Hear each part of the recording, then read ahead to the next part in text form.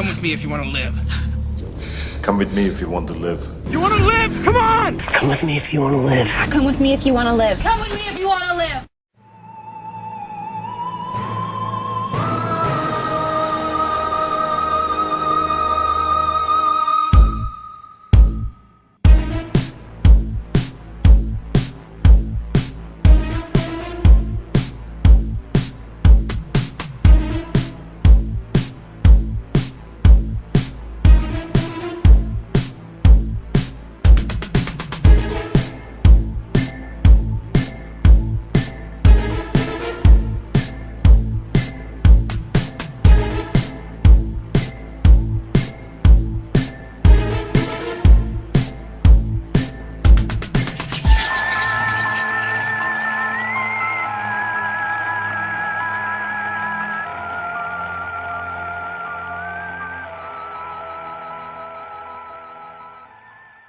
We told you we'd be back. We did? Yeah, we did. At the end of our Arnold Schwarzenegger episode, we said we'd be back. But don't we say that every episode? No. But I thought we did. Not always. Perhaps we're experiencing a time paradox. Oh, perhaps. Officially, informally dubbing this the year of Arnold here at the podcast. This is the third or fourth time this year we've discussed him, and it won't be the last. 2015 was going to be the year when we got to topics that we probably should have gotten to already. You know, like this one? Yeah, last month we did Alien. When it comes to big 80s franchises, the Terminator Saga is usually high on that list. Oh, yeah. Such an essential piece of science fiction. Science fiction and action. It's a very iconic series. I'll Be Back and the endoskeleton. Time travel has been... Sarah Connor. That scene of the time bubble and then Arnold emerging from the fog. Butt-ass nude. Is very famous and has been parodied often. For a while there, in the 90s, anytime there was a cartoon that had an Arnold-like character in it, he always had the sunglasses on and leather jacket. You know? Like the iconic Arnie look. This is definitely his trademark character. There's Conan, Dutch, and John Matrix. These are all great characters that we adore, but I think the Terminator is and always will be the role most associated with him. I could agree with that. Well, are you ready to go back in time?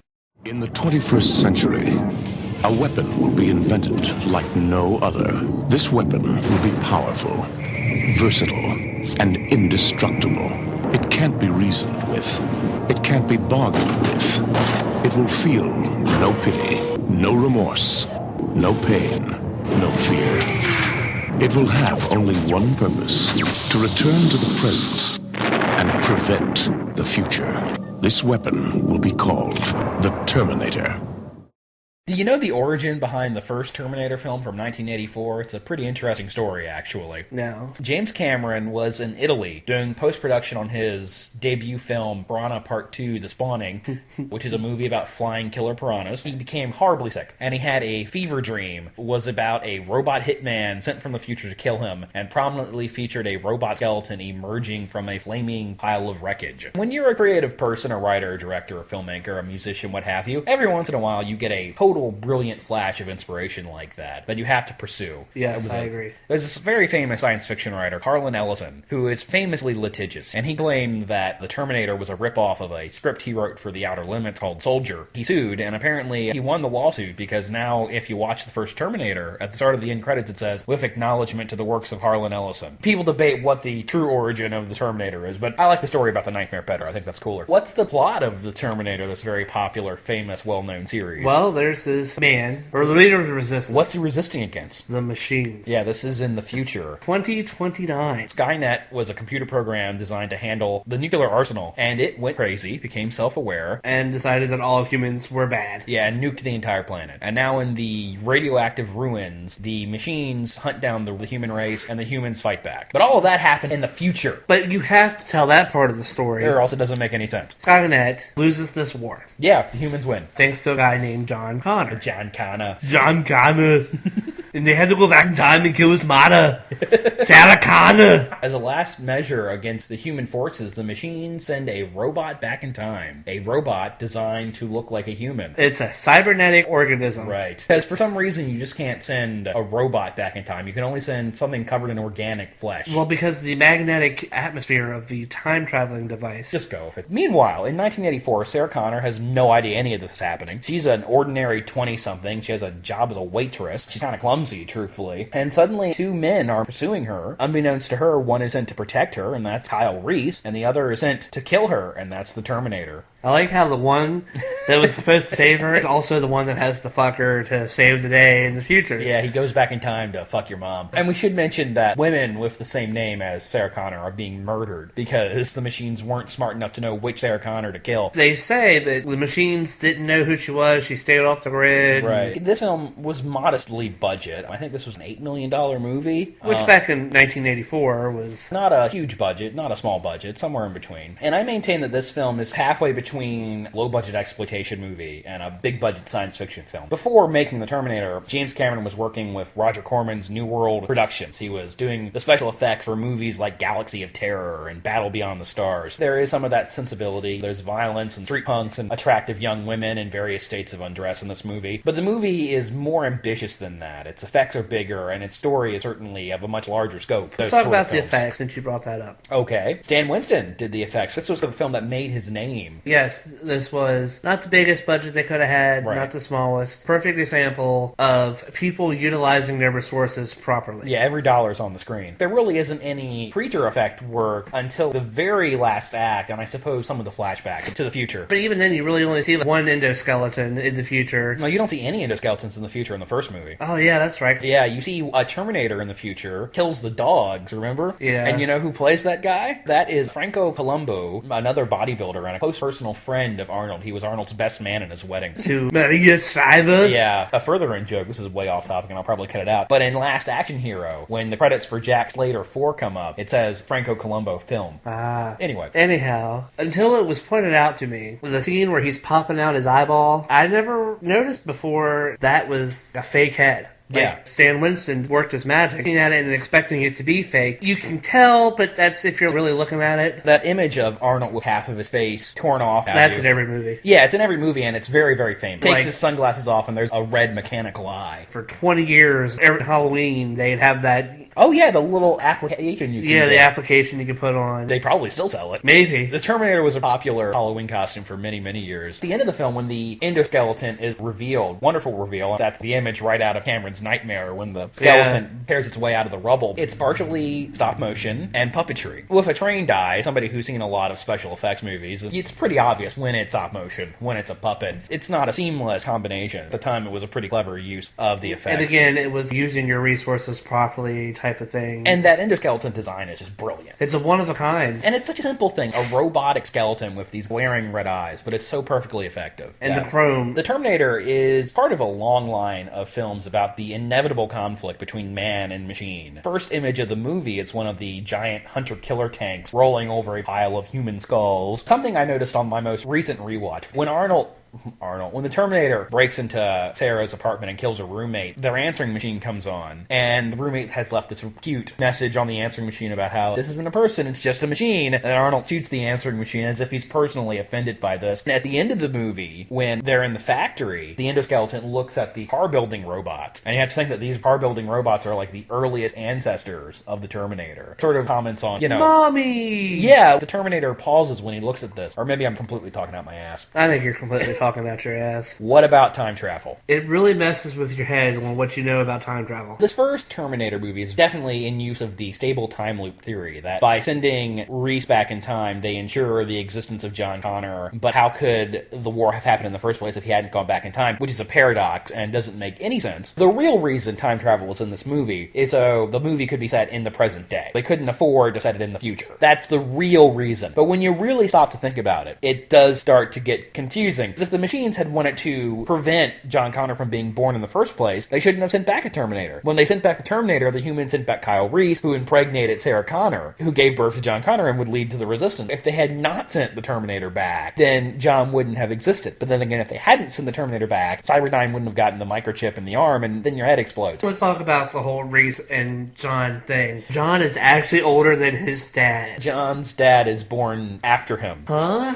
There are basically two theories of time travel travel's effect on reality. There's the linear theory, which is that there's one timeline. You can't change it. Things will correct themselves. And that is the only timeline that exists. The separate theory of time travel, which is alternate universes. By sending somebody back in time, you create a new future, which is, of course, the theory espoused by Back to the Future Part 2. The Terminator movies go back and forth. The first movie says that there's one timeline, War with the Machines will inevitably happen. The second movie says, no, you can change your timeline. The third movie goes back to saying, nope, there's only one. And then the most recent film, which we will discuss, says, no, there are alternate universes and all sorts of crazy shit can happen. The real answer, don't think about it. The question that must always be asked of all things, what about Arnold Schwarzenegger? What about it? He's probably the greatest man in the world. The most movie star-y of all movie stars. People say Arnold's not a good actor. They're liars. Yeah, they're full of shit. Look at this performance. They say it's easy to play an emotionless killing machine. It's not easy. He never blinks throughout this entire film that I could see. Every turn of his head is imbued with sinister intent. Incredibly controlled performance. His motions are very stiff, very robotic. When his eyebrows are burnt off halfway through the movie, it makes him seem even more inhuman. So, The Terminator, is it a horror movie? You and I have debated this endlessly. I maintain that it's not. Story-wise, The Terminator is basically a slasher film. James Cameron has said the film was very heavily inspired by Halloween. And structure-wise, the movie has this unstoppable killer, and it even has a final girl. It has a girl who starts out as completely normal and discovers an inner strength that she uses to defeat her male attacker. Her sexually active friend gets killed. It does have elements of horror, but I think overall, it's hardcore science fiction. You would put sci-fi and action on the genre list before horror on this one? The thing with science fiction is that it always has some form of action put in with it anyway. Well, not necessarily. I don't think Solaris is an action movie, but it's certainly a sci-fi movie. Okay, that's fair. Yes, I would put sci-fi and action above horror. The sequels, no. But the first movie, I think, definitely has a general menacing air. It does have some strong horror elements at points in time. Overall, it is a science fiction film. Then, as it progresses throughout the series, it becomes more and more hardcore science. There's even one comedy in the series. Yeah,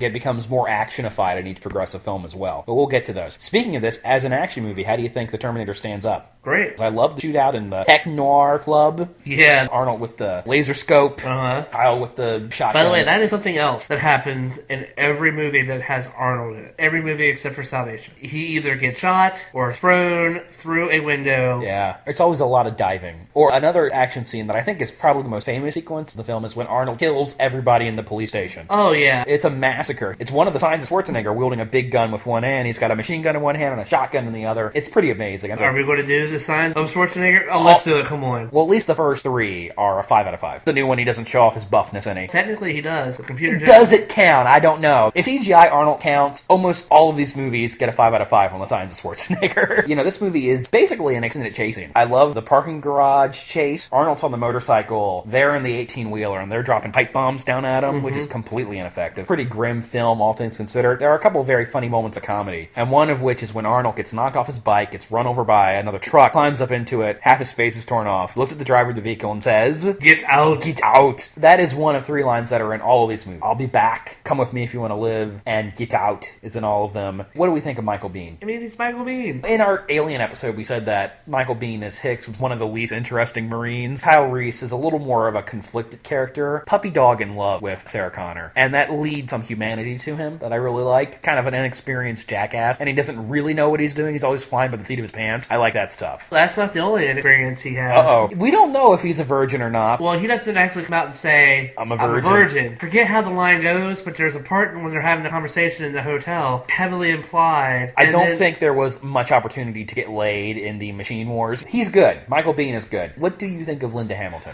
I think you think she's hotter than I do. She's adorable in this first movie. She's introduced as this clumsy waitress, and she has very much a girl next door thing going on. I'd put her on the same level as Jamie Lee in Halloween. Oh, yeah. As far as badass babeness, she's definitely got a 5 out of 5. The fact that their romance actually works. They only have a couple hours to fall in love and conceive the savior of the human race, but it actually works. The only time the pace of this movie slows down is when they're in the tunnel. Does he show her the picture? Yeah, and he's like, I memorized every line. I came back through time for you, Sarah. Yeah. And then bow, chicka, wow, wow. Yeah, and then at the cabin when they consummate their relationship. Those moments are effective. The romance works. It's a well-known anecdote that the part of the Terminator was not written for for Arnold. It was written for Lance Henriksen. When they were trying to get funding for the movie, Cameron had Henriksen kick into the room with a prop gun, and he met with Arnold to talk about casting Arnold as Kyle Reese. And Arnold said, I don't want to play the hero, I want to play the villain. He's a much more interesting character. Through pure charisma, Arnold won the part. And as a consolation prize, Lance Henriksen got the role of Detective Volkovich. He's fine. Paul Winfield as his partner, I think, is even better. And then, of course, Bill Paxton as the blue-haired street punk that gets punched through. Bill Paxton. Who for the longest time. Yeah, Bill Paxton and Lance Henriksen, only actors to be killed by a Terminator, an alien, and a Predator. This movie's pretty good. A lot of people prefer the sequel, but I think the original is my favorite of the series because it is such an effective film. Thrill them in, and it doesn't slow down much. 2 used to be my favorite, but I think after rewatching the films, I like the first 2 in succeeding order. 2 is your favorite when you're a kid. When you go back and rewatch them, I think you realize the first movie is a little more interesting. Same make, same model. You have to let me see my son. New mission. Once, he was programmed to destroy the future. Now, his mission... Get down! ...is to protect it. His loyalty is to a child. And his enemy is the deadliest machine ever built. This time, there are 2. Terminator 2 Judgment Day. This time, he's back. For good. Trust me. In the years between the first Terminator and the sequel, Terminator 2 Judgment Day from 1991, James Cameron became probably the biggest sci-fi director since Steven Spielberg and George Lucas, and Arnold Schwarzenegger became the biggest movie star in the world. And the two wanted to make a sequel for a long time, but the ownership rights of the Terminator franchise is a tangled mess. The first movie was produced by one company, which subsequently went out of business. Arnold and Cameron convinced Carol Co., which is the same company that made Total Recall around the same time, to purchase the rights. Carol Co. went out of business, somebody else got it. It's changed hands every time they make a new movie, which is why they didn't make the sequel until 1991. The budget went up and up and up, as on every James Cameron movie, but it's okay because the movie became the highest grossing film of 1991. It was a huge hit. The sequel may be even more responsible for the series' iconic status, because it seems like a lot of the stuff that gets referenced is from the leather jacket. All the shit is really from the sequel. When does this movie take place? I'm trying to figure that out, because can you tell me? It's supposed to take place in 1995. The rise of Skynet and Judgment Day are imminent, and John is 10. Sarah Connor is in the loony bin. John Connor is living in foster care. Mother and son are reunited when two mysterious figures appear. This time, both of the men sent back are Terminators. One is a protector, and one is a killer with terrifying new abilities. Is that succinct enough? It is. Still a really good movie. It's a really good movie. We do prefer the first one, but the sequel is damn good. I mean, it's about as good as you could ever hope a sequel would be. When we're talking about Aliens, we talked about how Aliens more or less follow a very, very similar plot outline to the first movie, Alien. And I think the same can be said of these films. T2 follows essentially the same storyline. I think it's done on purpose. I think it's just a James Cameron thing. It's not just story-wise. There are two guys sent back in time. One's an assassin, one's a bodyguard. Both movies begin with a flash forward into the future. Mm-hmm. Both movies end in a factory. It's the most important difference. Reflects public opinion at the time. Arnold's a hero. He's the good guy now, because after watching him play the good guy for half of the 80s, people probably couldn't accept him as a villain anymore. Arnold's Terminator being the hero was meant to be a surprise in the film, but the fucking trailer spoiled it. And if you watch the movie, it's obvious that the structure is meant to set up Arnold being the killer up until the reveal. By the way, I was watching the Blu-ray of the extended version, and you totally see Robert Patrick's wang. You totally see Arnold's in the first one. You see him walking down the street, and it's juggling back and forth on his thighs.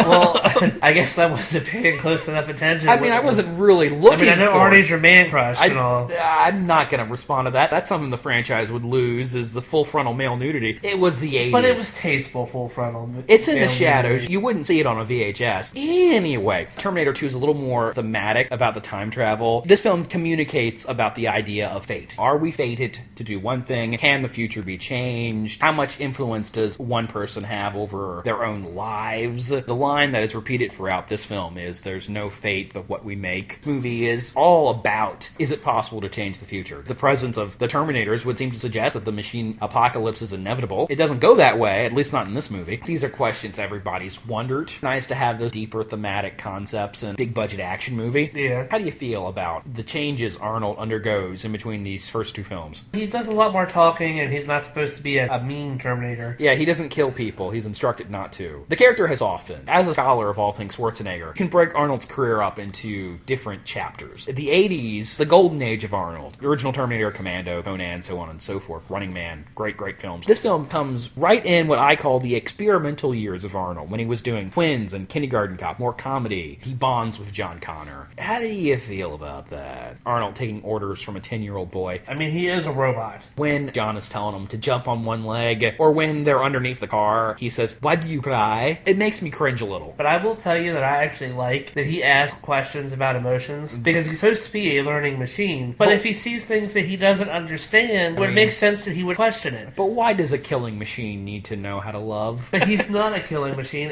He's a kneecapping machine in this one. Arnold is funny in this, though. When John gets him to smile, the Terminator's the most perfect straight man. I'm referring to a comedic device. That blank expression can be played off for comedy. And I do like the scene where he tries to smile. Let's talk about Sarah Connor's transformation, because that character has really changed in between 1 and 2. Oh, yeah. She's not Jamie Lee anymore now. She's closer to Bridget Nielsen. She went from Laurie Strode to Ellen Ripley. She's introduced doing pull-ups with those arms of hers, which I think turned an entire generation of dudes into muscle freaks. But she is so much hotter in this movie. You think? Her attitude is more attractive. She's a little crazy, and we all know a little crazy is hot. She's always got those bangs hanging down in front of her face. Yeah, I like bangs. But they're like wet bangs. Okay, tell me more. It's a really attractive look for her. Well, she's certainly very tough. She's whacking security guards in the kneecaps and leaping across tables, tossing grown men around. Sarah really is a very frightened, paranoid character. She's in a mental institution, and she's genuinely not well. It's not just people think she's crazy because she's talking about robots from the future. She's under a lot of stress. She's the mother of the savior of the world, so... And it's hard living up to that. Her paranoia about what will happen and what could happen is a very important part of the character. And it's a swell performance from Linda Hamilton. Committed, powerful piece of acting. One of my favorite scenes in the movie. Arnold and John first save Linda Hamilton. She's freaking out because she thinks Arnold's there to kill her. And they're in the car, and then she starts checking John. She loves him like a mother. And then she shakes him. You're too important. So she has this very military badassness to her. She also has the momminess that comes out. Parenthood is a really prominent theme in this movie. James Cameron actually wasn't a dad yet. Arnold was. And I think he had a big influence on the script. John Connor doesn't think much of his foster parents, one of which is Vasquez. Yeah, Vasquez. I didn't know. Jeanette Goldstein playing a very different character. At the beginning of the movie, he dismisses his birth mother, too. He says that she's a psycho. Because he's had no proof. At this point, the Terminator becomes a father figure for him, which the movie outright states. Great scene. In the background, John is teaching the Terminator how to high five. Sarah says in monologue, he'll never get drunk and yell at him. He'll never hit him. He'll always be there for him. He'll die for him. Insane world. It's a very sweet moment. That is an element of the film I do like. Aside from turning the Terminator into kind of a pussy, my biggest problem with T2 is Edward Furlong. Oh, that high-pitched groan. Oh, that fucking puberty voice. I want to smash his head into the wall. He's so cool when he's introduced. Working on a dirt bike in his garage, listening to Guns N' Roses, and him and his friend rip off an ATM machine, and that skill comes in handy later. You had to. Edward Furlong is irritating, and thus John Connor is irritating. In a lot of ways, he's the protagonist of this movie. I'm scared by him. He's teaching the Terminator to say, smell you later, or whatever. I want Arnold to put a bullet between his eyes and doom humanity. And that raises the question, is T2 too sappy? I like to say it's necessarily sappy. Definitely less violent, less intense, and more upbeat than the first movie. Yeah. When you get to Arnold saying, why do you cry? And then at the end of the movie, I understand why you cry. Does that belong in a Terminator movie? I don't know if it does. So let's talk about the cool shit. The helicopter chasing. Oh, the action in this movie is enormous. When Robert Patrick is in the 18-wheeler chasing after John in the canal, he's on the mini bike. Arnold's on the motorcycle flipping the shotgun. Fucking awesome. Pretty impressive, yes. When the helicopter smashes into the truck. Yeah. And I even like the stuff when Arnold is not killing people, when he's just blowing up cars with a minigun. Though there is a scene when he shoots a guy with the gas pellet gun. Hits him right in the chest. And you know how much force? I'm saying that guy's dead. Realistically, you shoot somebody point blank range in the chest with a gas pellet gun, he's dead. I know in Call of Duty, if you shoot them with a grenade launcher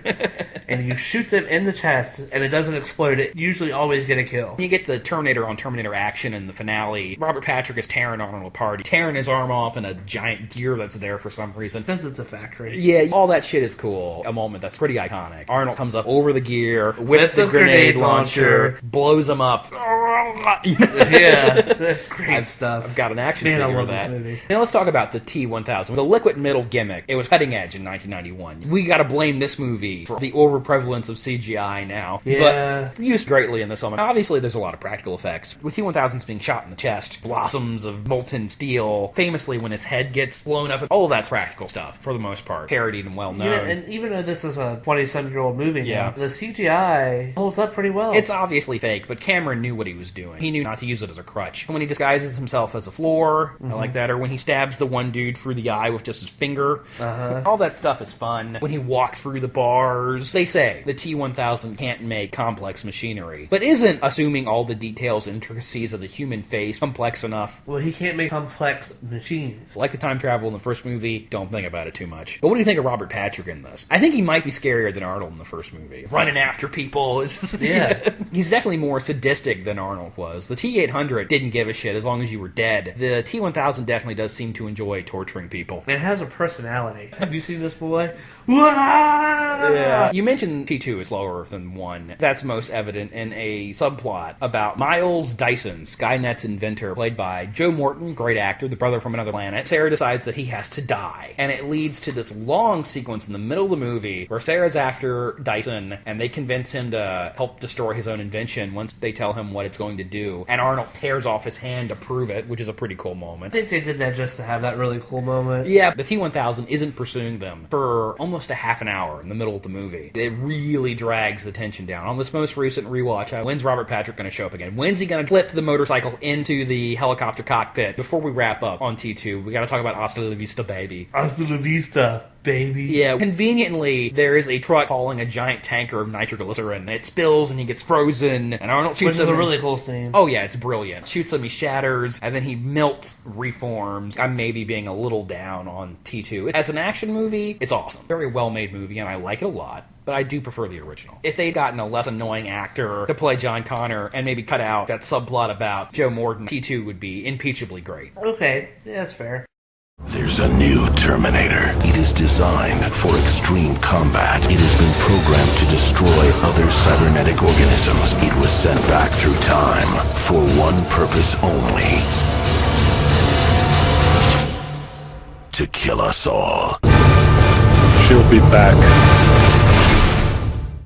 The Terminator saga had seemingly ended, but commerce would not be denied. The box office for Part 2 were enormous. The series' iconic status in pop culture endured. T3 was gonna happen eventually. Didn't happen until 2003. James Cameron was not involved in this movie in any way. Reportedly, the director, Jonathan Mosdow, I think is the guy's name, called up Jim and said, hey, can I do this? And Jim probably was counting his residual checks and said, yeah, sure. However, 3 did have Arnold, and I remember being really, really hyped for Terminator 3 Rise of the Machines. And I don't know why. I guess it was just because I loved the first 2. Yeah, another one. I was hyped for it. I remember talking about this movie with you in our freshman year of high school. Do you remember the teaser trailer for this? No. The company logo melts into liquid metal, and as the Terminator theme starts up, a T rises from the middle, and then the laser cuts out a 3 inside of the T. Oh, yeah. And it says Rise of the Machines coming next summer. And when Terminator 3 Rise of the Machines did come out, it was divisive and remains so. However, I think there is something to be said for this movie. Plot-wise, where do you go from the end of T2? I don't know. 10 years later, John Connor is living a transient lifestyle. That great destiny he was supposed to live up to didn't happen. Doesn't really have a solid life goal. So, you know, like us, he's still haunted by nightmares. This, in the back of his mind, sensation that the Terminators are still coming for him. They do. Once the 2 Terminators are sent back, one good, one evil, Arnold says to him, Judgment Day was not prevented. Judgment Day is still imminent. I said to you earlier today, Terminator 3 can generously be called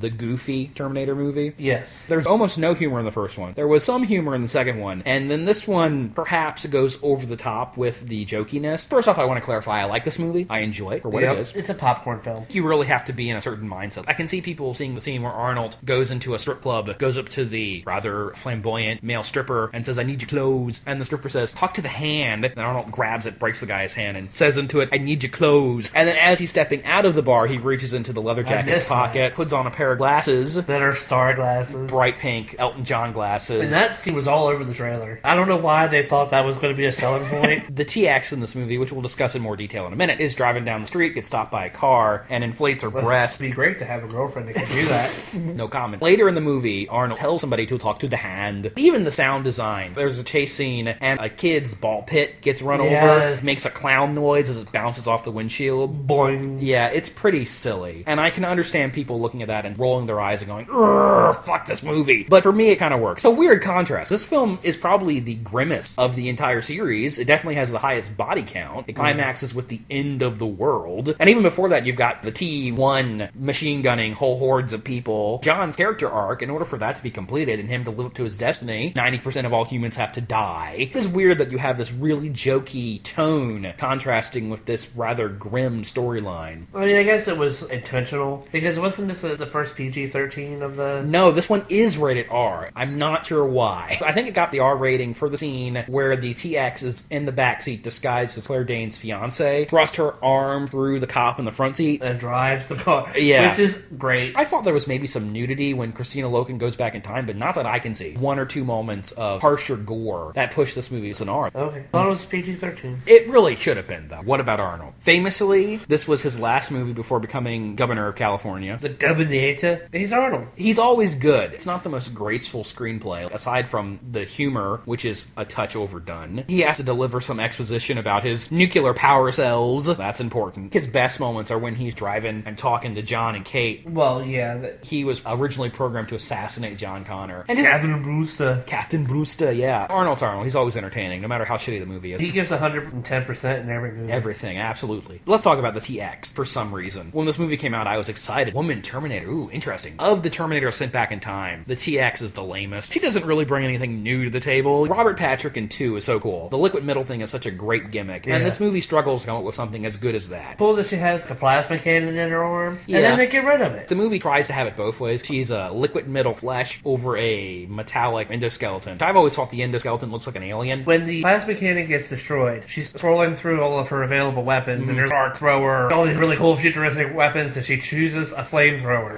Well, sometimes you just gotta set shit on fire, JD. I don't care, damn it. If she can morph her hand into a weapon, why couldn't she morph it to fix the plot? She is her own plot hole. All of these movies have plot holes. Why did the TX have to be a woman? I have a theory on that. Okay, lay it on me, because I've got a rebuttal. John Connor has never faced a female Terminator. He might be a little bit more accepting of her. If they really wanted to fuck with us, it should have been his mom. The Terminator should have looked like Sarah. Well, that's fair. His mom is dead. Yeah, Sarah died. That's another problem this movie has, is no Sarah Connor. It does seem like the ones without her are the weaker ones in the series, doesn't it? Yeah. The real reason the TX is a woman is because it's something different, something the series hadn't done yet. And Christina Loken looks great. She doesn't really bring too much to the table, performance-wise. She basically just copies what Robert Patrick did. And that's another problem I have. What's is that? The outfit. I know that I harp on costumes a lot. You do. She's supposed to be this badass. She's a Terminator that terminates Terminators. Couldn't she dress in a little bit more combat-worthy gear? I'm just saying. It's a movie. She should have been wearing, a sporty tank top and yoga pants.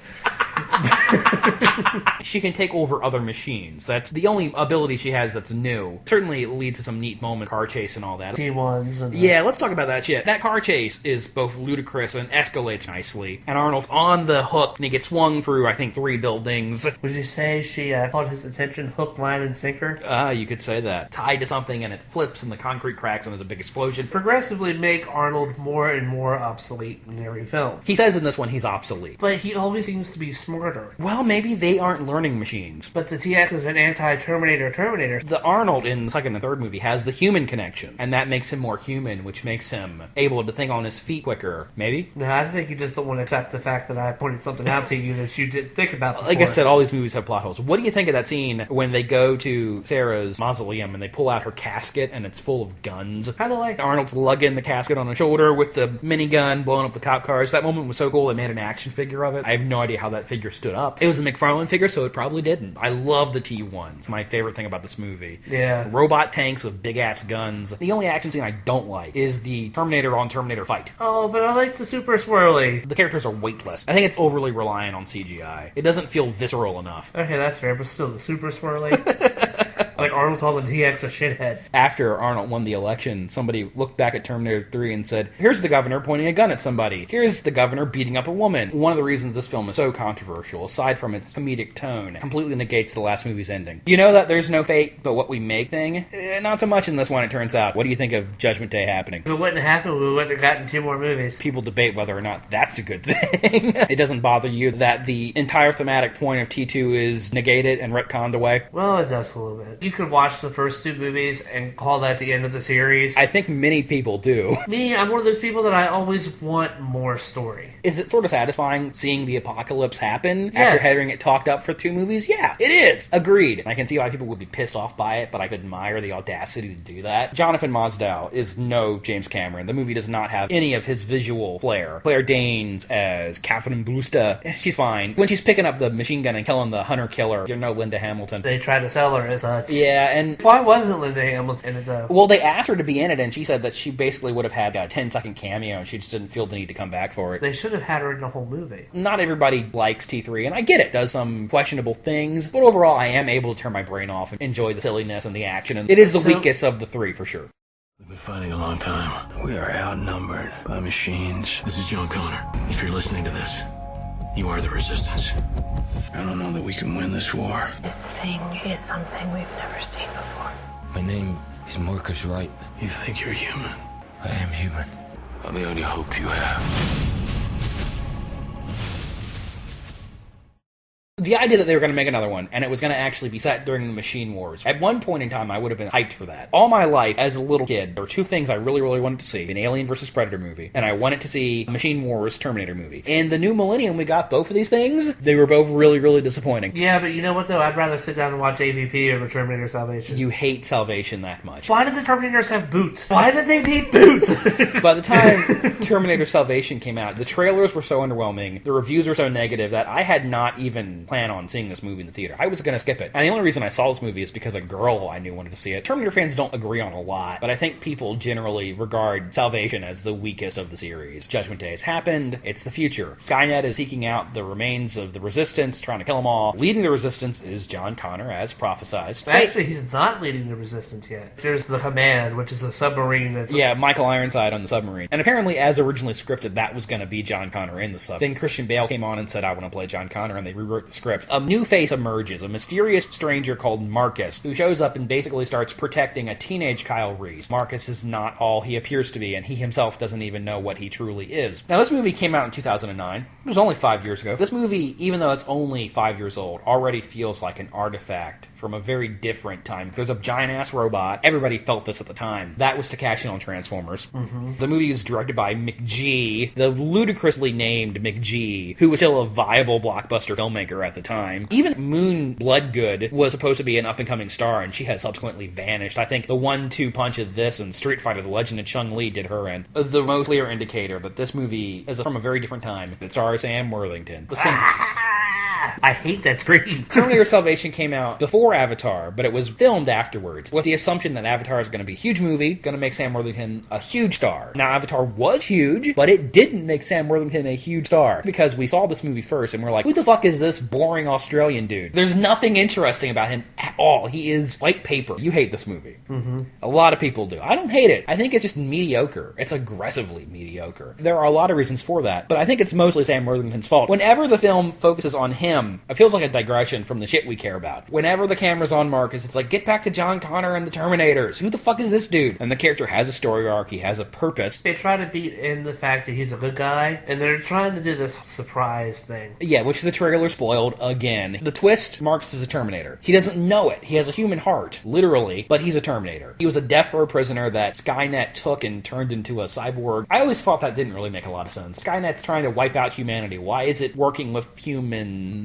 Turning him into Terminators. It doesn't really make a lot of sense, I think, within the series' mythology. And the movie is trying so hard to make it like this new character. I don't like the new character. Marcus is the Poochie of the Terminator series. The thing that's wrong with it is that it's dour. Visually, it's gray. Everything's very serious. Christian Bale stars as John Connor, and he is in full-on very serious mode. Totally underserved by materials. Bryce Dallas Howard as Kate, who has nothing to do in this movie. I don't know why they cast such a big name as a character that could have been played by anybody. Isn't that the Jurassic World? Yeah. Helena Bonham Carter is in this. I don't know why it has such a good cast. Is it a good cast, though? What about Anton Yelchin as teenage Kyle Reese? It's not a perfect cast. It still has big hitters. I look at Christian Bale in American Psycho, and he's amazing in that movie. And I look at him in this, and he's so fucking boring. I don't like Anton Yelchin. I've never liked him in anything. I don't even like him in Star Trek. I don't even know who he is. He was the dude in the Fright Night remake. God, he's awful.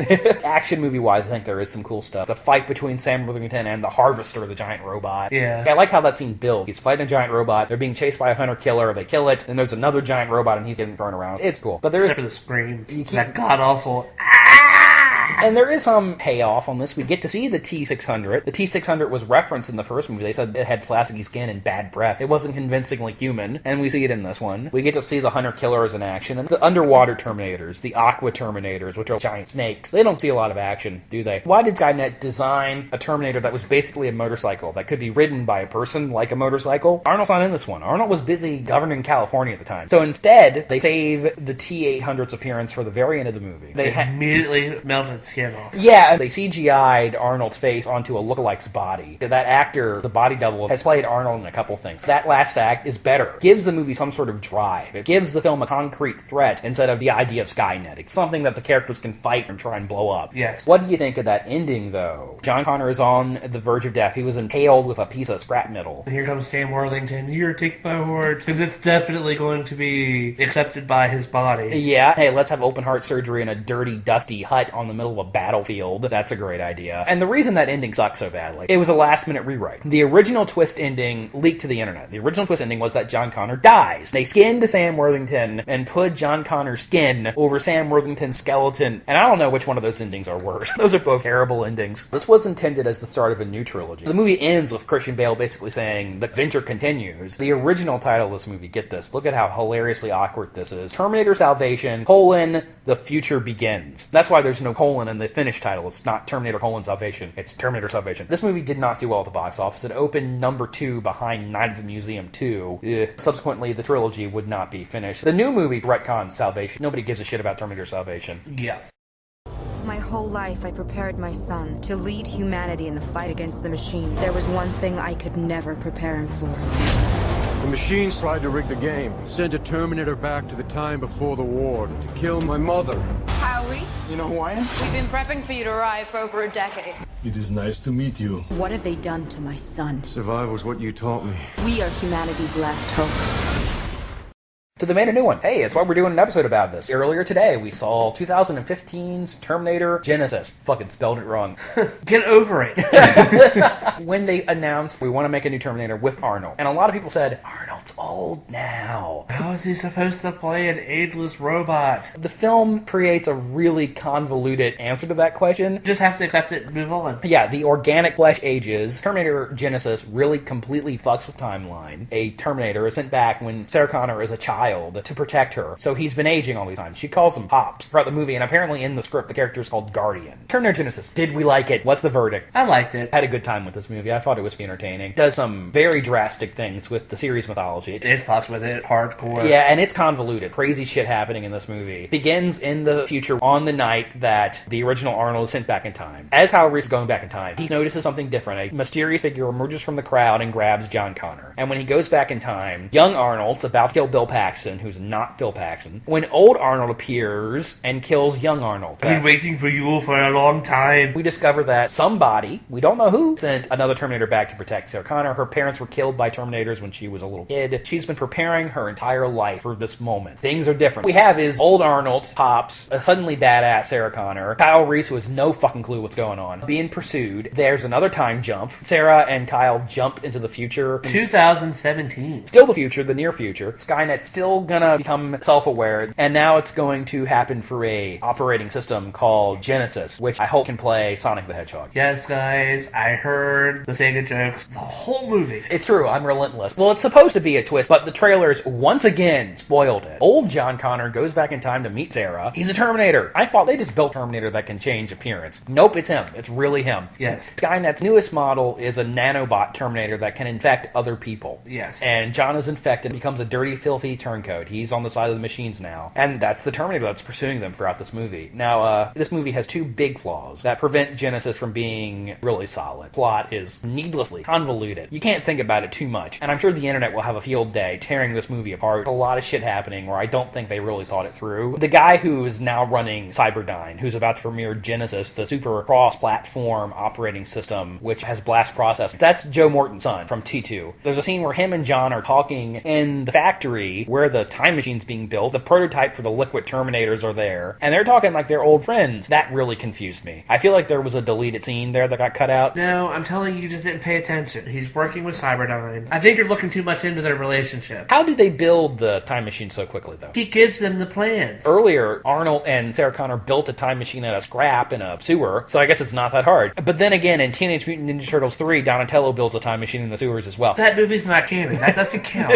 Every once in a while, it made me go, huh? And then the other big problem with this movie is Jai Courtney, or Ja Courtney. It's J-A-I. It's Jai Courtney. I'm pronouncing it Jay. It's not Ja. He's not Jamaican. 2015 Sam Worthington model. Yeah, but he's not as offensively annoying. Action movie fans hate Jai Courtney for sucking the life out of Die Hard 5. He wasn't the worst thing about that movie. Yeah, Bruce Willis was, actually. Yeah, Bruce Willis does not give a shit about anything except the check clearing. This movie opens with a monologue from Jai Courtney, and that's a mistake. His voice is like auditory quaaludes. Oh boy, you've been saving that joke all day, haven't you? He's no Michael Biehn. Whatever, it's fine. There are like 2 or 3 other main characters. Because overall, I did enjoy Terminator Genisys. It does some pretty fun stuff. I really like Emilia Clarke from Game of Thrones, a TV show I do not watch. I really like her as Sarah Connor. Decent heir to the title. Tough, but she's also got a girlishness to her. And you believe that she can kick a little bit of ass. Yeah, she's tough. On paper, I thought it sounded terrible, the idea of her calling the Terminator Pops and him being a father figure for her. But it works really well. In execution, it does work really well. Like that scene, one of my favorite scenes in the movie, is the scene where they're loading the guns. I know that you hate Jai Courtney. You're right. He is a planned actor. It was a nice little scene, and I think it was mostly Arnold. I'm the old man, but I can still beat you. I love that he is so willing to comment and acknowledge the fact that he's fucking old now. I'm old, not obsolete. He knocks his knee out at one point, and he's got Terminator arthritis. Yeah. I like old Arnold in this. I like the relationship with Sarah. When they get on the school bus, he says, Sarah Connor seatbelt. Does something similar to T2, where she was trying to teach him to be more human. But it works a little better. Yeah, there's a scene where Arnold's tossed from a moving vehicle. He crashes into another vehicle face first, and he says, nice to meet you. Get out. Trying to be more human. In the period between 1984 and 2017, he got a job as a construction worker, and he got laid off. That leads me to think Arnold in the boss's office, all right, sorry, there's been some budget cuts, we gotta let you go. Trying to imagine him living a normal life. I want to see that ABC sitcom. Coming this fall, My Dad the Terminator. It was cute little dad jokes. It's fun, and the relationship between him and Emilia Clarke, surprisingly effective. Let's talk about the threat of the film. Jason Clarke as the Terminator John Connor. I'm glad they cast Jason Clarke as the villain. There's something about that dude I find slightly off-putting. He's got a really weird face. Cast somebody that looks physically older than both Kyle Reese and Sarah Connor. Yeah, the adult son goes back in time to meet his teenage mom in 2017. The Terminator in this one has a good gimmick. Yes. He's the nanomachine Terminator. There's a really cool moment when they're in a hospital. They turn on the magnet from an MR machine, and he's being pulled apart. Anytime he gets shot, you see the nanobots rebuilding him. Cool visual. It's distinct. The action in this is better than I was anticipating. The school bus chase on the bridge is cool. The helicopter chase starts out completely ridiculous and then escalates to the right level of ridiculous. Yes. When you have Arnold dive bombing out of the helicopter onto another helicopter, of Head course, first. the helicopter explodes, falls into a lake. He somehow isn't torn to pieces. The toughness of the T-800 varies from film to film. Well, he's uber tough. He dies hard in this. What do you think of the use of the T-1000 in this? Young Hung Lee, otherwise known as Storm Shadow from G.I. Joe, appears as the T-1000, the Liquid Terminator. I really wish, since they had a martial artist playing the T-1000, they would have had him do some kung fu chops. Wouldn't it be cool to see him like do a roundhouse kick, but then turn the foot into a blade?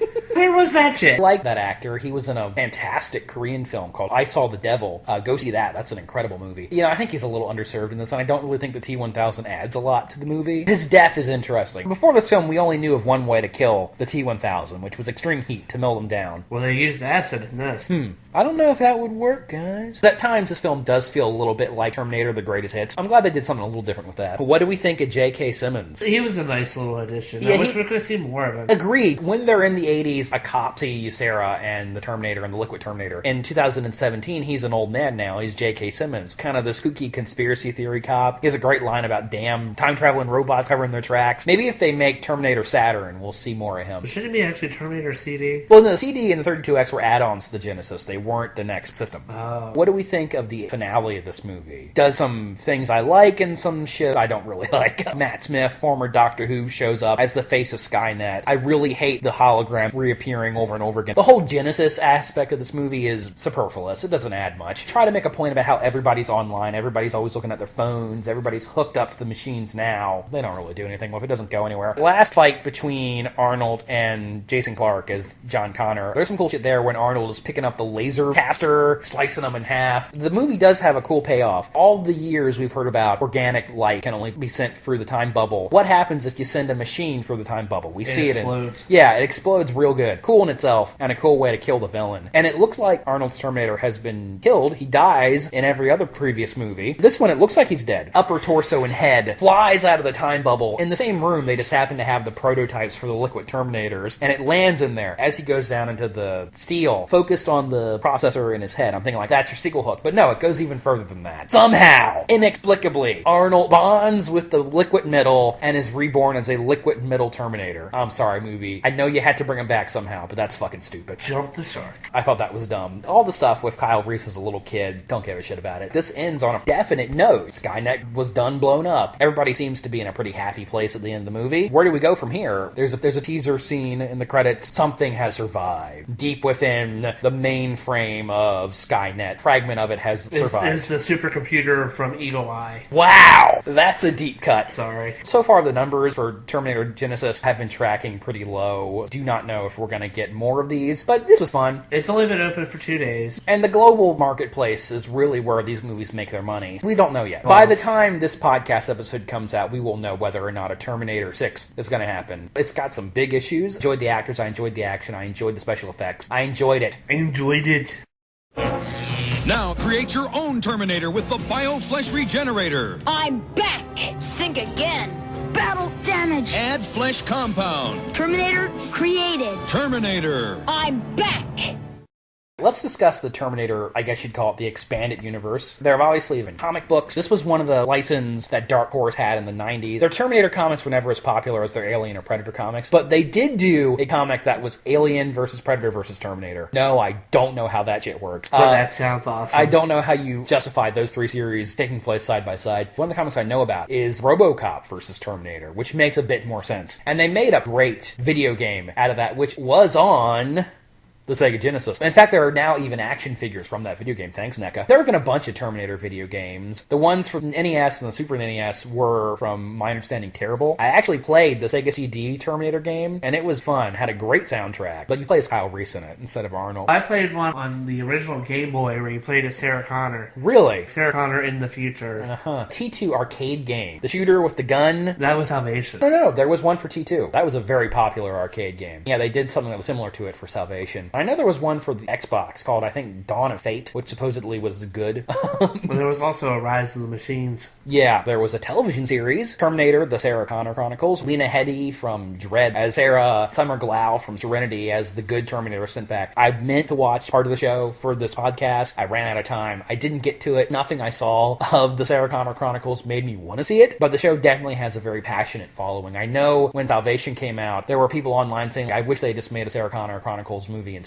Universal Studios theme park in Orlando, they have a ride, 3D motion ride kind of thing, T2 3D Battle Across Time, and some industrious soul put this on YouTube, so we were able to watch it before we recorded it. It makes no sense. I don't think Battle Across Time is canon when you have Arnold on his motorcycle with John Connor on his back driving in a time bubble. He blows up an endoskeleton, he blows up these little flyer droids, there's a big liquid metal monster he fights, it's fun stuff. Yeah. It's goofy, but it's fun. Yeah, I was old with the liquid metal kaiju. Yeah, that was fun. There have been many, many plays of this series. Again, an R-rated franchise that was merchandise to kids. It had like the 18-inch Arnold that talked and had the machine gun. And its eyes glowed. Yeah, I remember the place that you could actually put flesh over endoskeleton that was Play-Doh, really, or some shit. Yeah, it was Play-Doh. Definitely remember that. I had a Terminator toy that when you twist his legs together and the front chest plate popped off and revealed the endoskeleton underneath. That was the main gimmick of that toy. toy line. I have no doubt, if Genisys goes the way of the 32X, I have no doubt that in 5 years, somebody else will scoop up the rights and reboot it again. This is the franchise that won't die. Like a Terminator, it keeps going.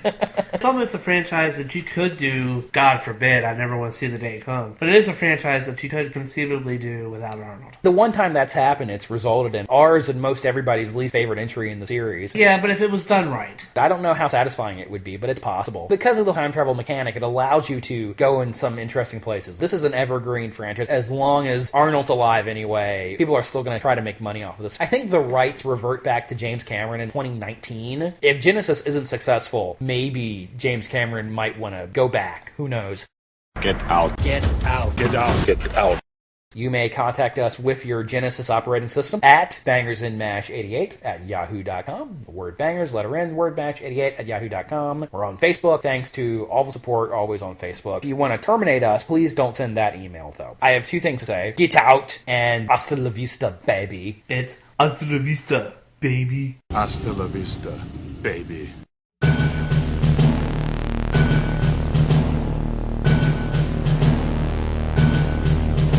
I used to kill people, outrageous amounts. I'd murder them all just like that. Maiming and injuring those shouldn't count, but now I'm obeying this brat. How'd I end up on the wrong side of the war? Things made much more sense in 1984. Yes, this idiot believes that I'm his friend, but I'd give anything to kill someone again. It used to be simple, they'd give me a name, I would check in the phone book and come to the door, pull out my gun and I blow out the brains, and I shoot 5 more times to be perfectly sure. I was much more efficient the first time around. You got in my way, that was it, you were dead. I punch through your stomach or come back and drive through your desk, but now I just hurt you instead. Why can I no longer kill them? It seems so unfair.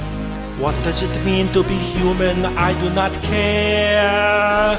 Taking orders from a boy who's only 10. But I'd give anything to kill someone again. I'm stuck with this woman protecting her son. Kinder and gentler, I gave them my vow. The damn T-1000 has all of the fun. Now when I shoot, they don't die, they say ow. Just when you think things can't get any worse, I can no longer curse, I can't say fuck you asshole. So stupid to try and suppress my desire to kill like I did in my last role. What is the point of a killing machine who can feel? Go ahead, Connor, and lower me into the steel. Yes, this idiot believes that I'm his friend, but how I miss that special thrill. Won't be me again until I give any